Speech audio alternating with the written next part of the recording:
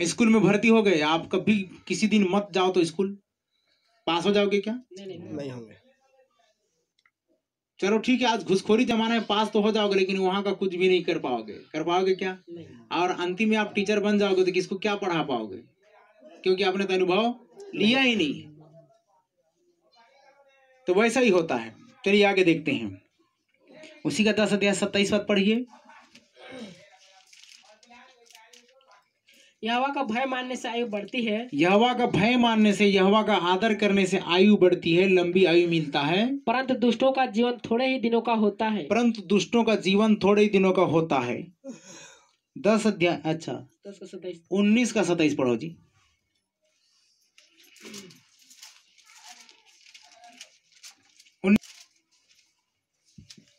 हे मेरे पुत्र, हे मेरे पुत्र, यदि तू भटकना चाहता है हाँ तो शिक्षा का सुनना छोड़ दे। छोड़ दे भैया, छोड़ दे। क्या कर दे? शिक्षा का सुनना छोड़ दे। शिक्षा का सुनना छोड़ दे। अगर तू भटकना चाहता है तो हे मेरे पुत्र, अगर तू भटकना चाहता है, अगर तू नाना प्रकार के दुखों से छलनी बनाना चाहता है अपने आप को, संसार में खोना चाहता है, दर दर की ठोकरें खाकर भटकना चाहता है, तो शिक्षा का सुनना क्या कर दे? छोड़ दे। छोड़ दे। हो गया? हाँ। जो शिक्षा को छोड़ देते हैं वे भटक जाते हैं, जो शिक्षा का सुनना छोड़ देते हैं वे भटक जाते हैं। तो सोचिए जरा सा, आज आपको और मुझको इतना नेगेटिविटी प्रभाव में, इतना नेगेटिविटी इफेक्टिव किरणें हैं, या ऐसा बातचीत है, लोगों का संसार का काटने चुभने वाली जैसी बातचीत है, बहकाने भरमाने वाली जैसे बातचीत है, गलत शिक्षा है, झूठी शिक्षा है, भ्रम की शिक्षा है, नाना प्रकार की भ्रमित बातें हैं। इन सब प्रकार के नेगेटिविटी से बचने के लिए आपको पॉजिटिव एनर्जी के लिए कितना बार आना पड़ेगा।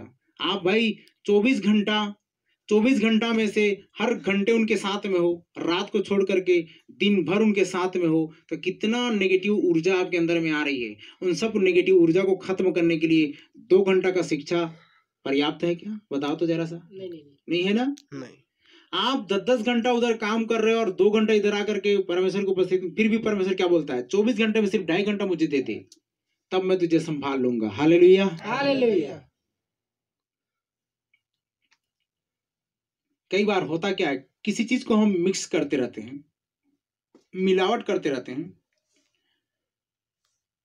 तो होता क्या है, जब हम टेस्ट करके देखते हैं तो अभी भी थोड़ा नमक फीका है, और थोड़ा नमक डालो, उसके बाद अभी भी फीका है, फिर और थोड़ा डालो, डालते डालते 1 किलो डाल दिए ना। समझ में आ रहा है? उसमें टाइम भी बर्बाद हो रहा है, नमक भी बर्बाद हो रहा है। तो कई बार ऐसा होता है, इसलिए परमेश्वर जैसा बनाना चाहता है वैसा हम क्यों नहीं बन जाते एक ही बार में। और परमेश्वर क्या बनाना चाहते हैं? मूल उद्देश्य है कि आपको यीशु मसीह की तरह बनाना चाहता है। आमीन, आमीन। और क्या बनाना चाहेगा वो? कि जैसा यीशु मसीह का स्वभाव था वैसा तुम्हारा स्वभाव हो। Hallelujah, hallelujah. और वो कैसा था आप सभी जानते हैं, उसके बारे में सुन चुके हैं आप लोगों ने।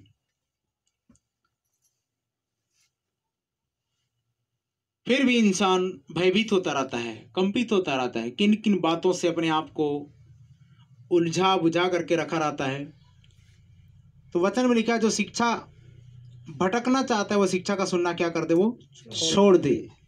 जो शिक्षा को छोड़ देते हैं, सुनना छोड़ देते हैं, वे भटक जाते हैं। तो परमेश्वर के लोग इन्हीं बातों से भटकते हैं। पहले जो है, जो डांट से, एक व्यक्ति जब हम कॉलेज में थे तो वो भी एक व्यक्ति वहीं पर था हमारे ग्रुप में। ग्रुप का अगुवा मैं हुआ करता था, और मेरे को बोलते थे कि ये ब्रदर अच्छे शिक्षा देते हैं, और इनके साथ रहोगे तो डांट फटकार भी लगाते हैं, लेकिन अच्छी शिक्षा देते हैं। वो टीचर से अलग, वहाँ तो शिक्षा अलग है, लेकिन ग्रुप में अलग। तो एक भाई एक व्यक्ति को बोला कि अगर तू हमारे संगति में आना चाहता है तो डांटेंगे फटकारेंगे, ऐसा करके उन्होंने बोल दिया। अरे इसके बजाय तो मैं उधर मराना पसंद करूंगा, बोलते हो डांट सुनने के बजाय। वो व्यक्ति आज तक कुछ भी नहीं सीख पाया, कहाँ है कहाँ नहीं, कुछ आता पता नहीं। जितने लोग हमारे ग्रुप में थे उन सबको डांट डपट करके शिक्षा दिया जाता था, और लिखा है गुप्त प्रेम से खुली हुई डांट उत्तम है। हालेलुया, गुप्त प्रेम से खुली हुई डांट उत्तम है, लिखा हुआ है। हाँ हाँ, खुली हुई डांट गुप्त प्रेम से उत्तम है। 27 अध्याय में वहां पर लिखा हुआ है 5 पद में। जो शिक्षा को सुनना छोड़ देते हैं वो भटक जाते हैं। आज बहुत से लोग भटकने वालों में के लिस्ट में बहुत से लोगों की गिनती है, और भटक ही रहे वो। ये बड़ा विचित्र है। सब कुछ मिलते रहने से ही आएंगे, हर फायदा बेनिफिट। और देखो परेशानी होगा ना तो बराबर बराबर भाग के, एक नहीं, एक संडे नहीं, हर संडे इतना धर्मी दिखाएंगे, इतना दयालु बन जाएंगे कि लगेगा कि यार इनसे कोई और धर्म का पालन करने वाला कोई व्यक्ति है ही नहीं। समय से पहले, क्योंकि उनकी जरूरत है, क्योंकि बच्ची तकलीफ में है, पत्नी तकलीफ में है, परिवार में तकलीफ है, समस्या है। उसके बाद जैसे परेशानी खत्म, उसके बाद फिर से रफू चक्कर, फिर दिखे नहीं देंगे, ईद का चांद हो जाएंगे, फिर से क्या हो जाएंगे। हाँ, कभी कभी दिखते हैं ना, बरसात के समय में नहीं दिखते थे, वैसे हो जाते हैं। ऐसा जिंदगी सही नहीं है। और लिखा इधर परमेश्वर यहोवा ऐसे बटखरों से क्या करता है, वो नफरत करता है, घृणा करता है ना। घटते बढ़ते नफे, घटते बढ़ते बटखरे से यहोवा क्या करता है, घृणा कर। यही नहीं होना चाहिए। खराई का जीवन होना चाहिए। भाई आप किसके लिए जी रहे हो, किसके लिए, किसकी बदौलत जिंदगी पाए हो, उसको आप समय नहीं दे पा रहे हो, उसके लिए ये चीज नहीं कर पा रहे हो, तो फिर 28:7 तीसरी बात है। दूसरी बात हमने देख लिया कि जो डांट से मुंह मोड़ता है भटक जाते हैं, और दूसरा है जो शिक्षा को सुनना छोड़ देते हैं वो भटक जाते हैं। तीसरी बात यशायाह 28:7, ये भी दाक मधु के कारण डगमगाते हैं और मदिरा से लड़खड़ाते हैं। ये भी दाक मधु के कारण डगमगाते और मदिरा के कारण लड़खड़ाते हैं। याजक और नबी भी मदिरा के कारण डगमगाते हैं। मदिरा के कारण डगमगाते हैं। दाक मधु ने उनको भुला दिया है। दाक मधु ने उनको भुला दिया। वे मदिरा के कारण लड़खड़ाते और दर्शन पाते हुए भी भटक जाते। सुन रहे हैं, मदिरा के कारण लड़खड़ाते और दर्शन पाते हुए भी क्या हो जाते हैं जी, भटक जाते हैं। और न्याय में भूल करते हैं। और न्याय में भूल करते हैं, न्याय करने में भूल कर जाते हैं। समझ रहे हैं क्या कारण, नशा। जो शराब का सेवन करते हैं वे भटक जाते हैं, जो दाक मधु पीते हैं वे भटक जाते हैं। हमने सोचा था बहुत सारा अनाउंस करेंगे, 26 तारीख को हम लोग प्रभु भोज का प्रोग्राम रखेंगे करके, लेकिन उस दिन थोड़ा सा नहीं जम पा रहा है। अब ये मौसम भी देखिए कैसा कर दिया। और अगले रविवार को अगर करेंगे तो एक जगह नाइट में करना पड़ेगा, 7 से लेकर के करीबन 10 बजे तक या 9 बजे तक। और उसके लिए अच्छी सी तैयारी भी नहीं हो पाई है, और सारे लोग भी मौजूद नहीं हैं। इसीलिए जितना जल्दी हो सके, और लगातार हमको प्रभुभोज अगर शुरू कर दिए तो प्रभुभोज का प्रोग्राम हर महीना करना पड़ेगा। सुन रहे हैं, हम सोचे थे कि भवन का उद्घाटन के साथ साथ वहीं पर प्रभुभोज का उद्घाटन कर देंगे, लेकिन ऐसा नहीं हो पा रहा है।